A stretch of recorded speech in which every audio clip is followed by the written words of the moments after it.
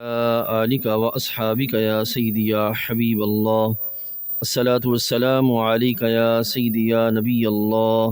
وعلى آلك وأصحابك يا سيدي يا نور الله. مولاي صل وسلم دائما أبدا على حبيبك خير الخلق كلهم محمد سيد الكونين والثقلين والفريقين من عرب ومن عجم، هو الحبيب الذي ترجى شفاعته لكل حول من الأحوال مقتحم. ثم الرضا عن أبي بكر وعن عمر وعن علي وعن عثمان ذي الكرم. يا رب بالمصطفى بلغ مقاصدنا واغفر لنا ما مضى یا واسع الکرم۔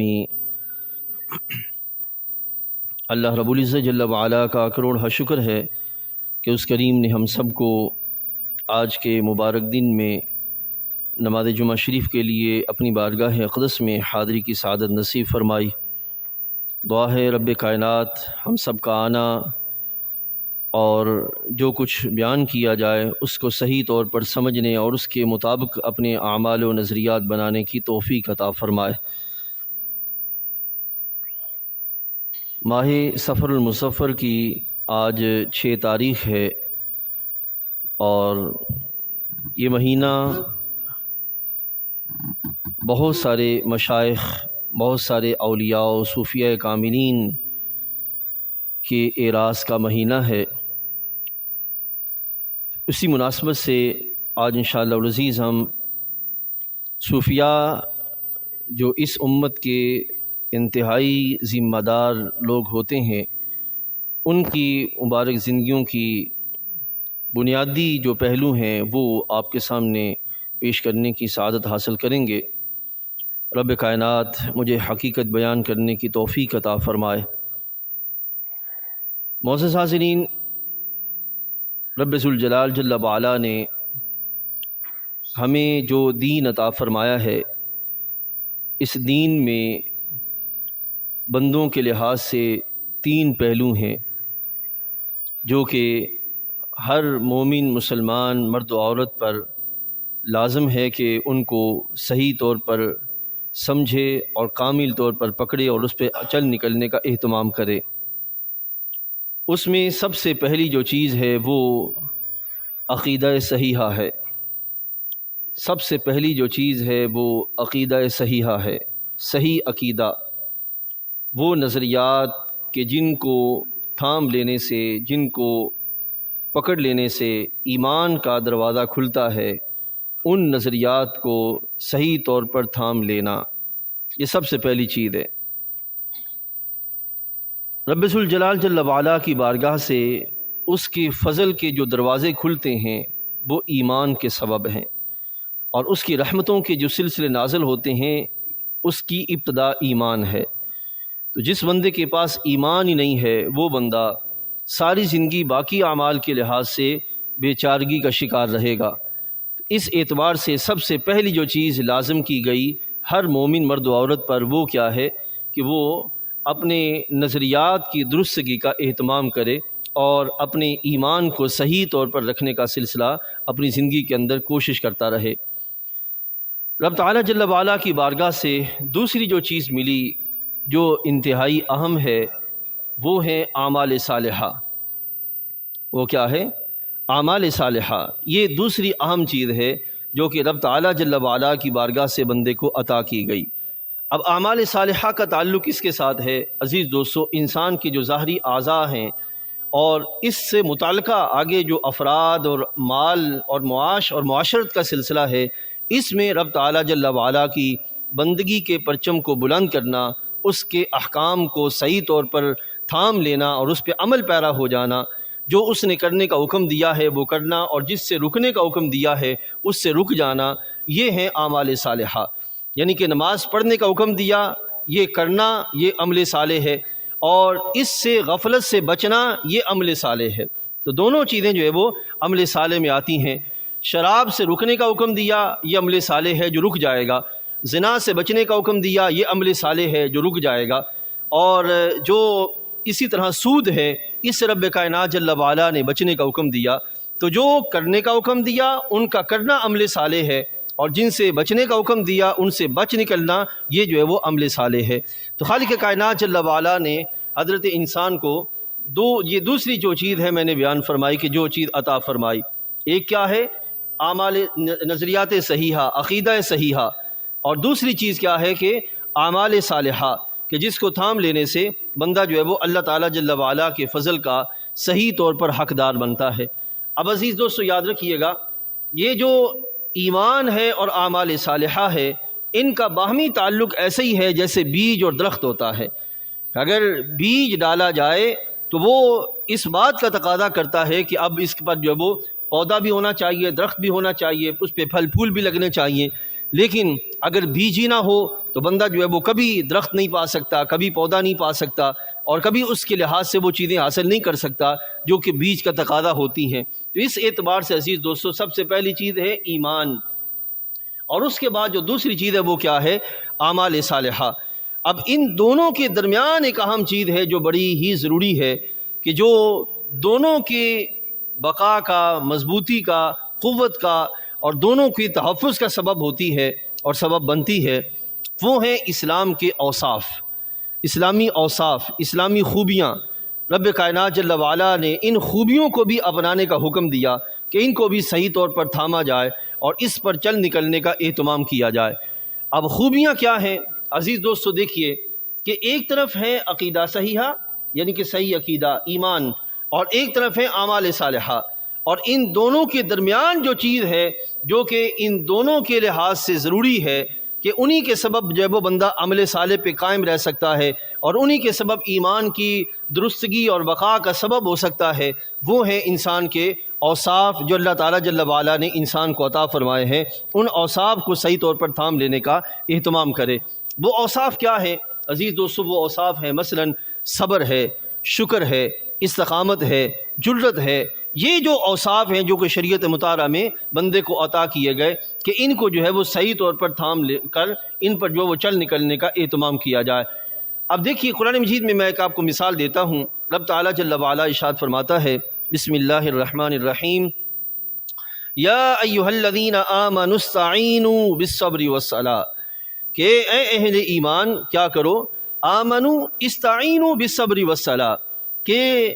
حالات کی سختیوں میں جب رب ذوالجلال کا فضل چاہنا ہو تو اس وقت اس کا طریقہ کیا ہے؟ اس کا طریقہ رب تعالیٰ نے اس انداز کے ساتھ بیان فرمایا کہ پہلے کیا کیا جائے؟ پہلے صبر کیا جائے حالات کی تنگیوں میں، اور اس کے بعد آگے بڑھ کر جو ہے وہ نماز کا اہتمام کیا جائے، جو رب تعالیٰ جل وعلا کی بارگاہ سے اپنے آپ کو پیش کرنے اور عاجزی اور انکساری اور اس کے ساتھ تعلق کو قائم کرنے کا ایک بہترین ذریعہ ہے، اس کو جو ہے وہ تھام نکلنے کا اہتمام کیا جائے۔ اب یہ کتنی چیزیں بیان کی کہ ایمان والوں کو فرمایا جا رہا ہے کہ حالات کی تنگیوں میں کون سی چیز ہے جو تمہیں سنبھالے رکھے گی، مشکل دور میں کون سی چیز ہے تمہیں جو کہ ناشکری اور بے صبری جو ہے وہ اللہ کی بارگاہ میں شکوہ شکایات سے روکے رکھے گی، عزیز دوستو وہ صبر ہے۔ تو یہ اس طرح رب تعالیٰ جل وعلا نے مختلف اوصاف بندے کو عطا فرمائے کہ ان کو جو وہ تھام لیا جائے اور ان پر صحیح طریقے سے جو ہے وہ بندہ چل پڑے، تو پھر نتیجہ کا نکلتا ہے کہ ایمان کی حفاظت کا سلسلہ بھی رہ جاتا ہے اور اعمال کی درستگی کا سلسلہ بھی جو ہے وہ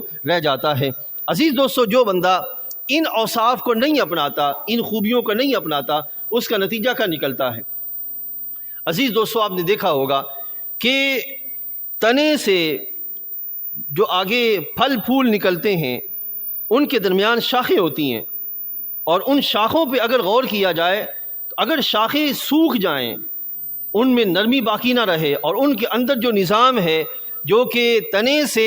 پھلوں تک کے جو اس کا رزق ہے وہ لانے کا سبب بنتا ہے، وہ چیزیں جو درمیان کی چیز ہے وہ ساری کی ساری خشک ہو جائے، سوکھ جائے، تو نتیجہ کا نکلے گا کہ کبھی بھی انسان پھل حاصل نہیں کر سکتا۔ اگر جو وہ بندہ تنے سے ٹہنی کو کاٹ ڈالے اور کاٹ کے سائڈ پہ رکھ دے اور کہے کہ اب جو ہے وہ مجھے پھل مل جائے اور اس سے مجھے پودا نصیب ہو جائے یا اس سے پھول مجھے مل جائے، تو وہ ساری زندگی بھی پڑا رہے تو وہ بطور عصا تو استعمال کر سکتا ہے، لیکن اس سے پھل کا حاصل کرنا اور اس سے جو ہے وہ پھول کا میسر آنا یہ بندے کے لیے ممکن نہیں ہے۔ تو عزیز دوستو اسی طریقے سے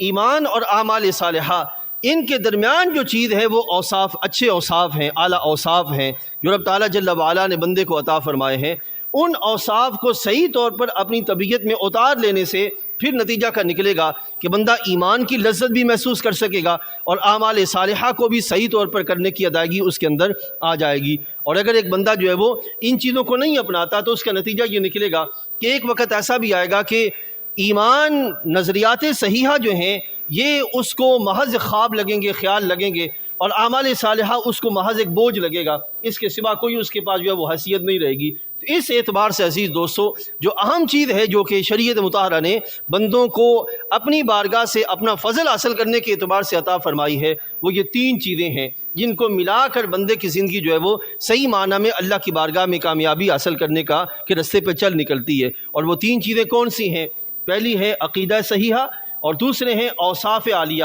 اور تیسرے ہیں اعمال صالحہ۔ یہ تین چیزوں کو بندہ جب اپنا لیتا ہے تو پھر جو ہے وہ اس کی زندگی صحیح معنی میں اللہ تعالیٰ جل وعلا کی بندگی کے قابل ہو جاتی ہے اور وہ رب ذوالجلال کے فضل کو حاصل کرنے میں کامیاب ہو جاتا ہے۔ اب عمومی طور پر ہمارے ہاں عقائد کی تو گفتگو ہوتی ہے، اعمال صالحہ کے بارے میں بھی بیان ہوتا ہے، لیکن یہ جو درمیان میں جو پہلو ہے اوصاف کہ جن کے سبب اعمال صالحہ صحیح طور پر اعمال صالحہ بنتے ہیں اور نظریات جو ہے وہ صحیح طور پر محفوظ رہتے ہیں، ان کی عموماً جو ہے وہ اس پر گفتگو نہیں ہوتی، عمومی طور پر بات نہیں ہوتی، اور عام روٹین میں بھی ہمیں اس چیز کا پتہ نہیں ہوتا، جس کا نتیجہ نکلتا ہے کہ ہم اعمال صالحہ میں بھی پریشانی کا شکار ہیں اور جو نظریات صحیحہ ہیں ان میں بھی جو ہے وہ وسوسات کا شکار ہیں۔ تو شریعت مطہرہ ہمیں جو چیز عطا فرماتی ہے وہ تین چیزیں ہیں جو رب تعالیٰ جل وعلا کی بارگاہ سے ہر اس بندے کو نصیب ہوئیں، عطا کی گئیں جو بندہ اللہ رب العزت جل وعلا کا فضل اور اس کی بارگاہ سے رضا اور اللہ کا رب العزت جل وعلا سے جنت کا جو ہے وہ جو مستحق ہونا چاہتا ہے، اس پر لازم ہے کہ وہ ان تین چیزوں کو اپنانے کا اہتمام کرے۔ اب عزیز دوستو، یہ تین چیزیں کہاں سے حاصل ہوگی؟ ایسا ہرگز نہیں ہے کہ ہم اپنی اپنی طبیعت اور اپنے مزاج کے مطابق اپنا وقت گزاریں، علم حاصل نہ کریں، جو شریعت مطہرہ نے ہمیں عطا فرمایا اس کی طرف متوجہ نہ ہوں اور پھر کہیں جو ہے کہ اللہ تعالیٰ چاہے گا تو ہو جائے گا، اللہ تعالیٰ چاہے گا تو ہو جائے گا۔ نہیں، اس کی بارگاہ سے جو نظام ہمیں عطا کیا گیا اس نظام کے لحاظ سے بندے میں اور ان میں فرق رکھا گیا ہے۔ اب دیکھیں گے، میں نے پچھلے جمعہ شریف پر بھی یہ مثال دی تھی اور آپ نے کبھی غور کیا ہوگا کہ پودا اور جانور، اس کو اللہ تعالیٰ جل وعلا نے ایک خاص جبلت پہ پیدا کیا ہے، اس کو باہر سے کوئی چیز دینی نہیں پڑتی سوائے اس کے کہ خوراک کے، کھاد کے لحاظ سے، پانی کے اعتبار سے، وگرنہ کئی پودے ایسے ہوتے ہیں جو خود بخود جو ہے وہ اپنا اہتمام کر لیتے ہیں، زمین سے ان کا ایک خودکار نظام رکھا گیا۔ تو آپ دیکھیں گے کہ جو اللہ تعالیٰ جل وعلا نے جس پودے کے اندر جو خاصیت رکھی ہے، آپ زمین پہ وہ قلم لگائیں تو وہی خاصیت لے کر وہ پودا سامنے آئے گا اور اس پر پھل پھول لگتے ہوئے نظر آئیں گے۔ کبھی ایسا نہیں دیکھا ہوگا کہ جو گلاب کا قلم لگائیں اور اس پر جو ہے وہ چنبیلی لگ جائے، یا اس طرح دوسرا جو ہے وہ آپ لگائیں کوئی بھی پودا، اس پر کسی دوسری پودے کی کیفیت آ جائے۔ نہیں، جو آپ قلم لگائیں گے وہی خوبی جو ہے وہ اس کے سامنے آئے گی۔ تو اس واسطے عزیز دوستو، پودے کے اندر اللہ تعالیٰ نے یہ خودکار ایک نظام رکھا ہے اور یہ اس کے اندر فطری طور پر ودیت کر دیا گیا ہے، اس نے اسی پہ قائم رہنا ہے، اسی پہ چلتے رہنا ہے۔ اسی طرح اگر آپ جانوروں کی طرف دیکھیں تو ان کی کیفیت بھی ایسی ہے۔ کبھی آپ نے یہ نہیں دیکھا ہوگا کہ جو بکری ہے اس میں شیر کی خصلتیں پیدا ہو جائیں، کبھی آپ نے ایسا نہیں دیکھا ہوگا کہ جو اونٹ ہے اس میں ہاتھی کی جو ہے وہ عادتیں پیدا ہو جائیں۔ نہیں، جس کی جو خوبی ہے اور جو اس کی جبلت ہے رب ذوالجلال جل وعلا کی طرف سے عطا کردہ، وہ اسی پہ قائم ہے۔ بیرونی اثرات کے اعتبار سے بہت کم جو ہے وہ کسی چیز کو قبول کرتے ہیں، وگرنہ وہ اپنی فطرت پہ قائم رہتے ہیں۔ لیکن دوسری طرف عزیز دوستو، انسان کے اندر اللہ تعالیٰ نے یہ کیفیت رکھی ہے کہ وہ معاشرے میں سے اچھائی اور برائی دونوں کو قبول کرتا ہے، اچھائی کو بھی قبول کرتا ہے، برائی کو بھی قبول کرتا ہے۔ لیکن رب کائنات جل وعلا نے ان دونوں کے اعتبار سے بندے کو جس چیز کو قبول کرنے کا حکم دیا ہے وہ اچھائی ہے، اور یہ اس کو اختیار دیا ہے کہ اچھائی اور برائی میں سے جس کو چاہے اپنے پر جو ہے وہ قبول کر لے۔ اور یہ یاد رکھیے، پودوں میں اور جانوروں میں آپ اختیار نہیں دیکھیں گے۔ اختیار کس کے پاس ہے؟ اختیار کرنا، کسی چیز کو اچھی یا بری چیز میں سے کسی ایک کو چن لینا، یہ چیز کس کے پاس ہے؟ یہ انسانوں کو دی گئی ہے، یہ پودوں اور جانوروں کو نہیں دی گئی۔ تو انسانوں کو حکم دیا گیا کہ دنیا میں اور دوسرے نظام بھی موجود ہیں اور جو کیفیات بھی موجود ہیں، لیکن ان کے مقابلے میں یہ جو میں نظام عطا کر رہا ہوں یہ نظام بھی ہے۔ اور اس نظام کو صحیح طور پر تھام لینا یہ انسان کے اختیار میں ہے، اور پھر اس پہ قائم ہو جانا یہ بھی انسان کے اختیار میں دیا گیا، یعنی کہ چاہے تو اس سے ہٹ جائے، چاہے جو اس پہ قائم ہو جائے۔ تو عزیز دوستو، جو بندہ اس کو تھام لے گا اور صحیح طور پر اس پر چل نکلے گا، اس کے لیے نتیجہ کا نکلے گا اللہ تعالیٰ اس کو اپنے فضل کی بہاریں جو ہے وہ عطا فرمائے گا۔ اور پھر یہ یاد رکھیے گا، یہ جو فضل جو اختیار کر لینا ہے، اس کے لیے علم حاصل کرنا یہ اشد ضروری ہے، یعنی کہ عقائد صحیحہ کیا ہیں۔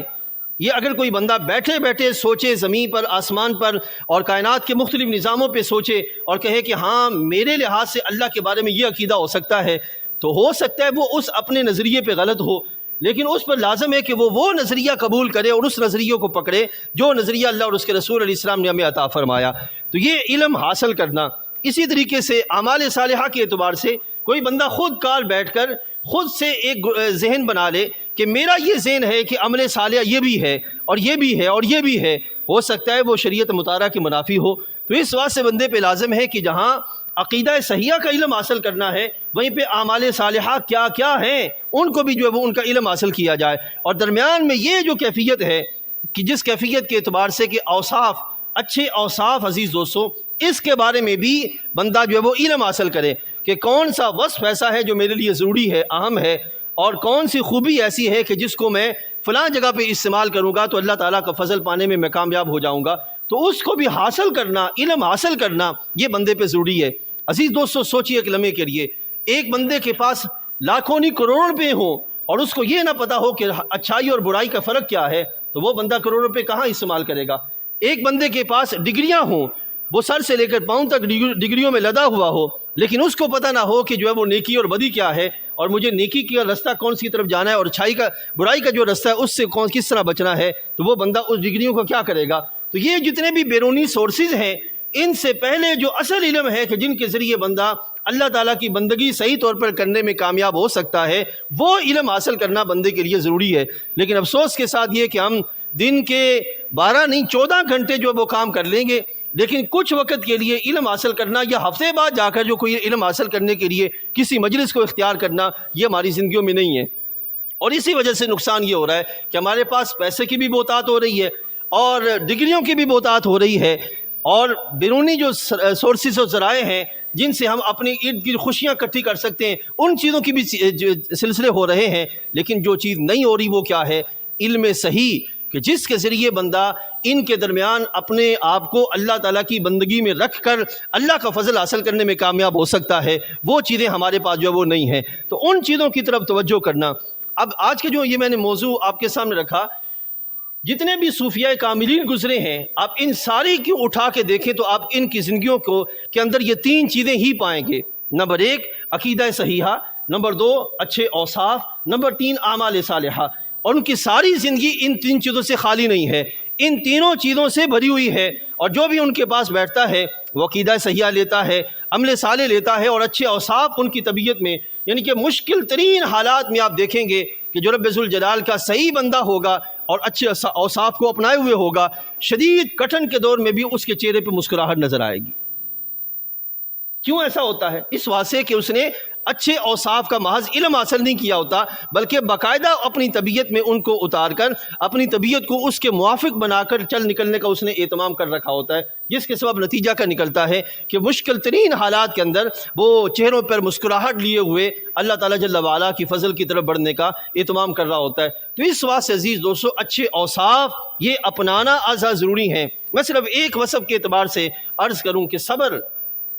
آج ہماری سوسائٹی کے اندر جتنے زیادہ صبر کی ضرورت ہے،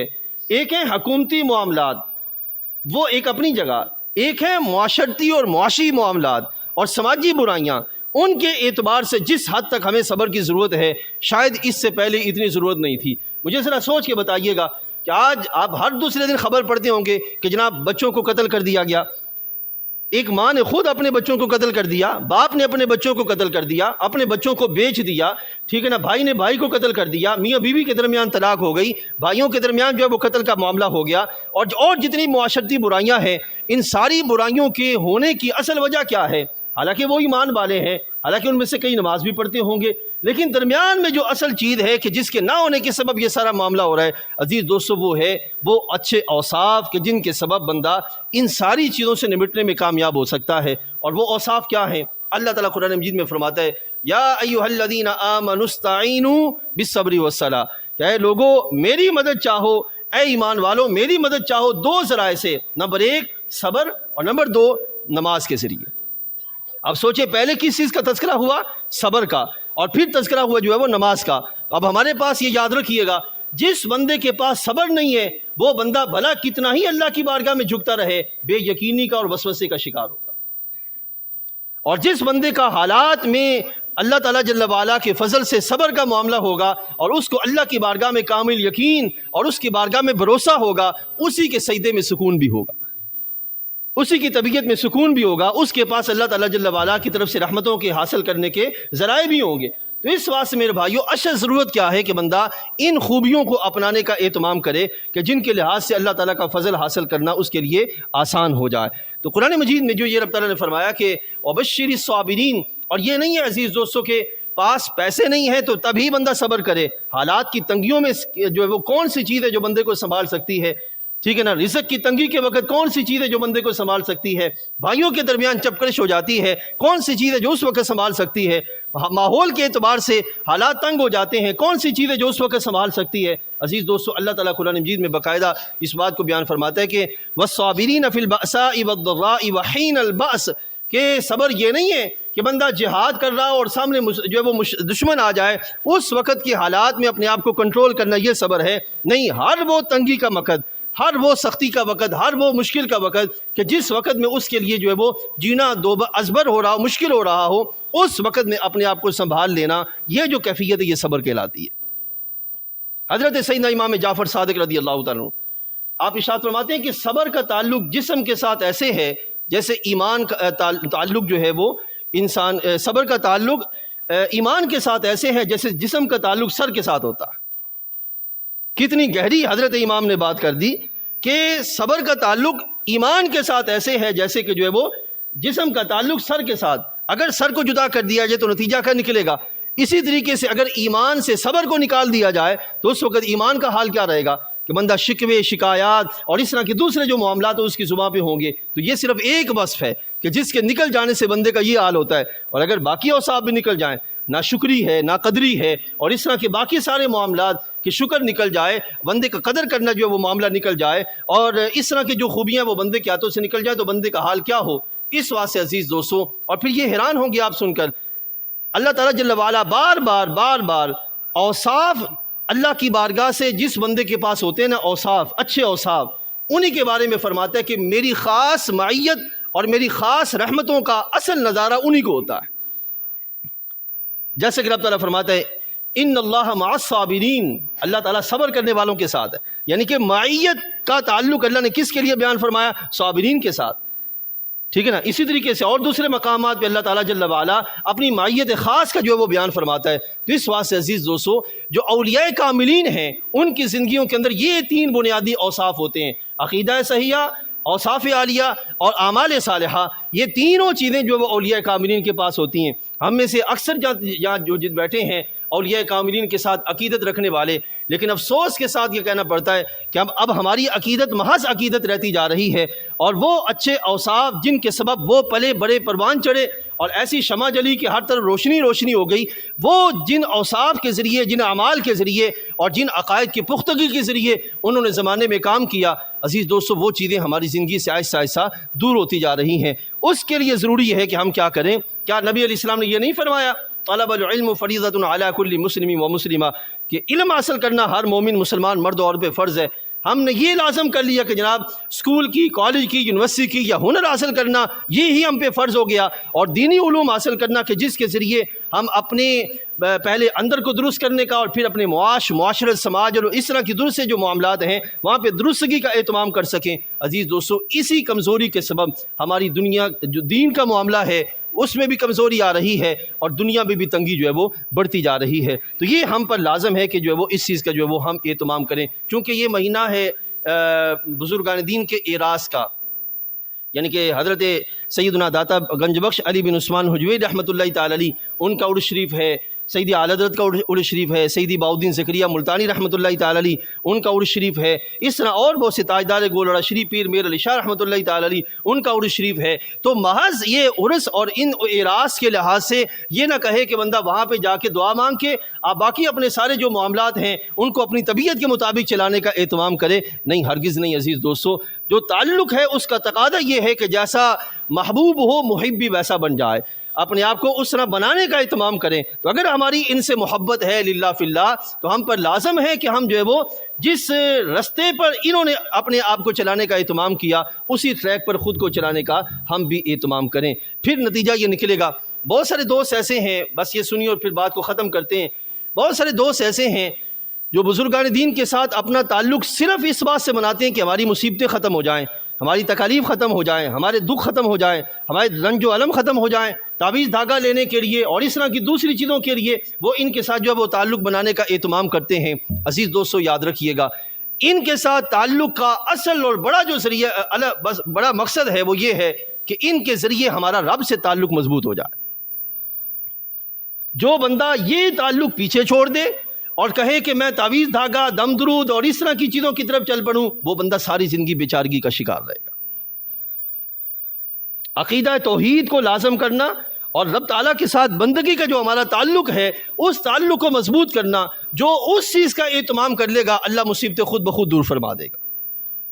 یہ ہم پر لازم ہے۔ آج ہم نے الٹا رستہ اختیار کر لیا، جس کا نتیجہ یہ نکلا کہ بہت سے شعبدہ باز ایسے ہمارے درمیان میں آ گئے کہ جنہوں نے خود کو صوفی کہہ کر، خود کو عامل جو ہے وہ ولی کہہ کر ہمارے درمیان رکھ دیا، اور ہم نے بھی یہ کہنا شروع کر دیا کہ جس کے دم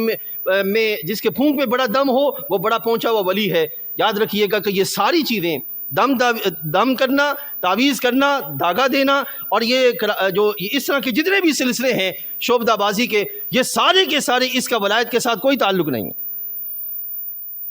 اس کا ولایت کے ساتھ کوئی تعلق نہیں۔ یہ محض عامل ہیں جو چند ایک وظائف کر کے بیٹھے ہیں اور لوگوں کو گمراہ کرنے کے در پہ ہیں، اللہ کی بارگاہ سے بھی لوگوں کو دور کر رہے ہیں، رسول اللہ صلی اللہ علیہ وسلم کی بارگاہ سے بھی لوگوں کو دور کر رہے ہیں۔ عزیز دوستو، ولی وہ ہوتا ہے جس کے پاس بیٹھنے سے مصطفیٰ کریم کے ساتھ تعلق مضبوط ہوتے ہوئے اللہ سے تعلق مضبوط ہو جائے۔ ولی وہ ہوتا ہے، نہ کہ ولی وہ ہو کہ جو لوگوں کو محض اپنی ذات تک رکھ کر گمراہ کرتا پھرے اور اپنے لیے استعمال کرتا پھرے۔ عزیز دوستو، اہل سنت شعبدہ بازی کا نام نہیں ہے، خدا را اپنی ذمہ داری کو سمجھا جائے۔ اہل سنت ایک بہت بڑا عظیم رستہ ہے کہ جس پہ چلنے والا اللہ کا فضل پاتا ہے، لیکن شرط یہ ہے کہ چلنے والا صحیح طور پر چلے۔ اللہ سمجھ و عمل کی توفیق عطا فرمائے۔ وآخر دعوانا